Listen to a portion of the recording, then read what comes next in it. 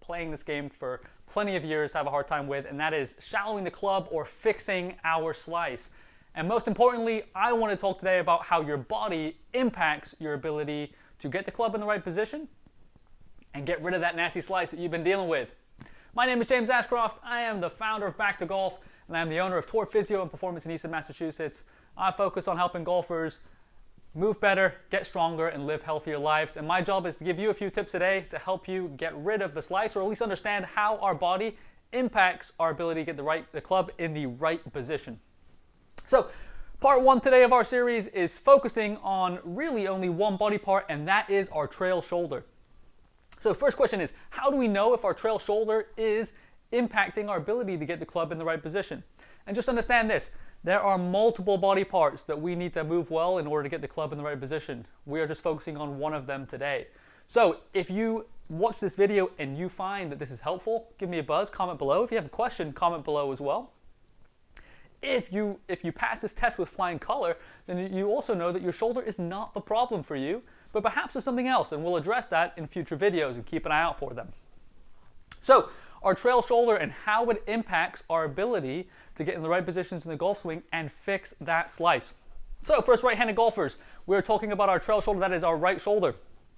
What we need in our golf swing is really at a minimum 70 degrees of rotation from our shoulder. So what does that mean? If I put my elbow at shoulder height, can I get my hand kind of just past my nose or my eyes, and better yet, can I get it in line with my body and chest without making compensations? This is important not only to get into the top of the backswing and get the club in what we'd call a deeper position, right? Hands kind of over our heel per se, right? In this neighborhood, somewhere deep here, but it's also extremely important in our transition, right? As we transition and drop the club into the slot, if our right shoulder is stiff, tight, or painful, we may have a hard time getting into this external rotation position.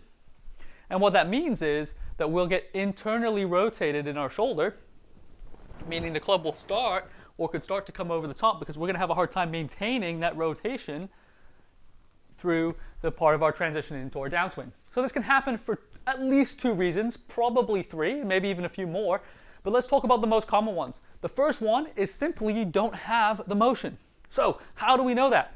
First step is easily just we're going to get right in, elbow at shoulder height. Can we rotate our hand up to the ceiling without moving our trunk, right? So this is optimal. If you can get there, you've got the mobility.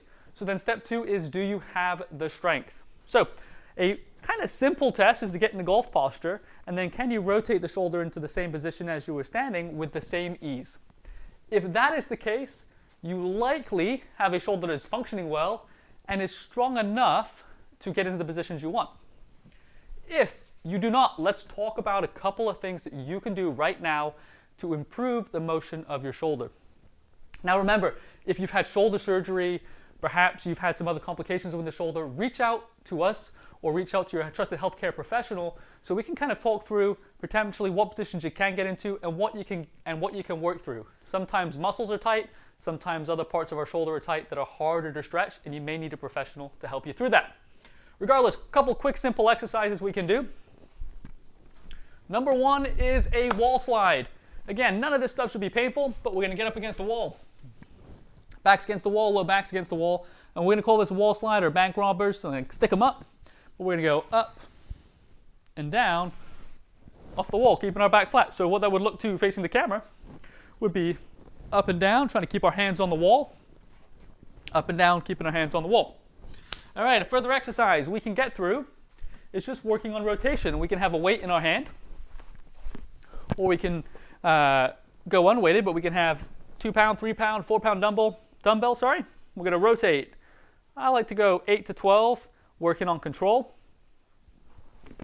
Getting through 2 or 3 sets, 8 to 12 reps. We can also stretch out the pec. So we can find a doorway, boom, or a wall, boom, to start stretching. Holding the stretch for 20 to 30 seconds, performing 2 or 3 sets. So again, if you get to this point and you realize you just can't get there, you maybe get some stretch through the shoulder. Stretching and moving and strengthening is going to help you get into the right positions to allow you to potentially shallow the club.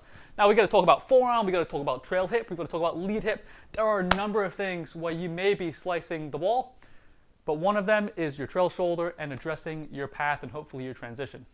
Hopefully you found this video helpful.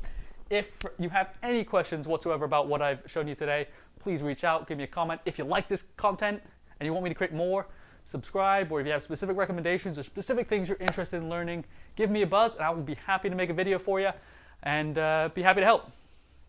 Have an awesome day, work on those things, and like I said, reach out with questions below. Take care.